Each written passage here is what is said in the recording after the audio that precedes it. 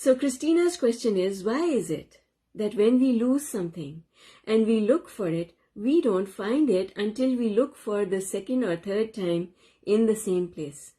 For example, one of my earrings fell in the car, and even though I looked and even though I removed the seats, I could not find it. But when my brother-in-law looked right after me, he found my earring. Another example, I heard something drop on the floor while I was getting ready in a hotel room bathroom. I looked and did not see anything. It wasn't until I came back later that day that I realized I did not have my wristwatch, and it probably was my watch that fell off the bathroom counter and into the garbage can. By that time, the cleaning lady came and removed the garbage from the room. The cleaning lady cart was a door down the hallway. I was able to find my garbage bag, looked and rummaged inside, and no sign of my watch. But it had to be there. There was nowhere else. Looked again, nothing. Looked the third time and found it.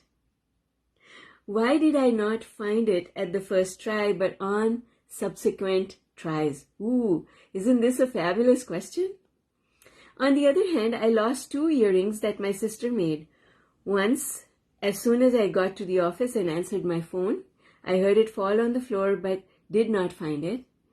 I got down on my hands and knees, could not see it. Another day, another pair of earrings. I heard something fall while I was sitting on the GO train. I looked around the seat but had no idea what it could have been until I got off the train and realized what it could have been. Ooh!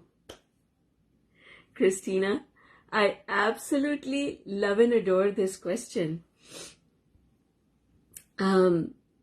It's a fabulous question for many reasons. So let me get into all the details of answering it. There are a few basic components that are part of how the law of attraction works. Those components are the emotional scale, momentum, beliefs, focus, and resistance. Did you get all of those? Yes? All right. Let's go over. Because all of these are active in your question, Cristina. You're not understanding basically what needs to improve is your understanding of how these things come together in a manifestation. All right? So let's take them apart. Belief. Belief comes from your subconscious. Beliefs are things that you've stored on the hard disk of your mind, and they become activated when something triggers them to be activated. So let me point out a couple of your beliefs. First, your belief about a hotel room. I hope I don't forget something at the hotel. How many people share that belief when you are visiting a place that is not your home and you're staying for a day or overnight and you're thinking, I hope I don't forget something here. Ha ha! I gotcha. If you have that belief, then it will play out in the form of the example of the watch that fell in the trash can. Okay? It's just you activated a negative vibration, it's going to play out. And if that has happened to you in the past, now it has momentum. And so it's going to play out. Okay? So, when you have something, so second belief, Cristina, when you have something that's really precious to you, precious because you have a sentimental attachment to it and you hope that you don't lose it or break it. Your earrings given to you by your sister. Then that belief is going to play out because even though you want the opposite of it, your focus is on actually in the wrong place. Law of attraction gives you what you focus on. It doesn't give you what you want. That's why we don't manifest our desires. Because even though we want the things that we desire, we focus on the opposite of it. That's why they don't manifest easily. So when you have a negative belief, that is a negative belief. I hope something doesn't go wrong. Then it is going to go wrong because your focus is on something going wrong. Now let's look at it from the point of view of your being at work and you hear the sound of something dropping. You're on the floor, you heard it drop and you can't find it. It can be that that happened because you were flustered that day because of your work. So your negative vibration about your work played out in the earring dropping. That was the universe sending you a warning sign saying, Cristina, you're getting stressed. Relax. And had you taken a few minutes to relax, then you wouldn't have lost the earring. You would have found it. Okay, so following? Okay. Next. Why is it that when you don't find it the first time you look, but you find it the second, third time?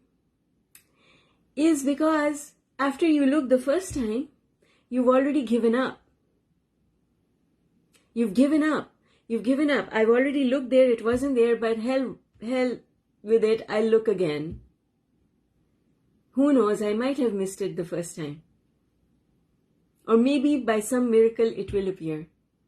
So you see, after you look the first time, your resistance goes down. You accept that it's lost. And when you accept that it's lost, your resistance to losing it subsides. And because there is less resistance, the chances of you finding it go up. Okay? Last one. I think it's the last one. Asking someone else to look is perfect. I always do that. That's my go-to thing. If I ever misplace something and I can't see it, I always ask someone else to look for it for me because they don't have the beliefs I have. They don't have the resistance I have. They're not really worried about my loss. So they don't have any resistance. They don't have any negative beliefs. They don't have any worry or stress going on. And so even though I can't see it, they will see it. Lastly, it has to do with the emotional scale. If you are low on the emotional scale, you are low on the emotional scale. If you think you've lost something, you're low on the emotional scale. How can you find something when you're low on the emotional scale? Because finding it is up here. It's high on the emotional scale. This is why if something is lost, you cannot find it until you give up on finding it and then you find it. Because you've given up. So, you know what? I've learned that I should just give up. Just give up straight off the bat, Zara. Ask someone else to look. And, you know, there are times when I know I've got a client just came into my office. I got them to sign a piece of paper. Client went away. I know the piece of paper is on my desk, but I can't see it for the life of me. So I called my assistant. Chantal, can you please come in here? Lucy, can you please come in here and help me locate this piece of paper? I know it's there. I can't find it because it's not vibrationally available to me. It's going to be right under my nose, but I will not see it. What you look for, you cannot find. This is the first rule that I teach people when they are in my meditation class. I teach them, do not look for meditation. Because if you look for it, you're not going to find it because of the fact that when you're looking for something, what you're telling the universe is it's not there. It's not there. I'm looking for it. So your focus is on the fact that it's not there and you're looking for it. So the universe is just going to perpetuate that for you. You're going to keep looking and it's not going to be there. But the minute you give up, you say, okay, It's gone. I don't care anymore. Now you're not looking anymore. Now the universe can find it for you. Because now you can become a vibrational match to it. Ooh, isn't that exciting? Isn't that fun to know? So people who keep trying for the same thing over and over again, there's power in giving up. We call it letting go. Give up on the relationship. Give up on the job. Give up on having the baby. And then you will manifest those things. Right? So, law of attraction is amazing. And I absolutely love these kinds of questions that come in.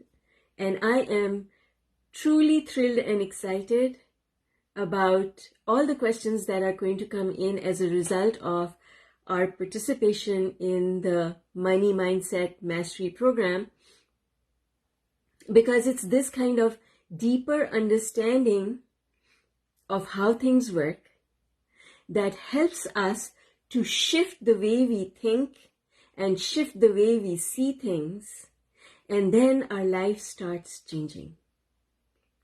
So exciting. So, first of all, Cristina, thank you so much for this amazing question. And everyone who is here today, and even those who are going to catch this on the replay, send in your questions.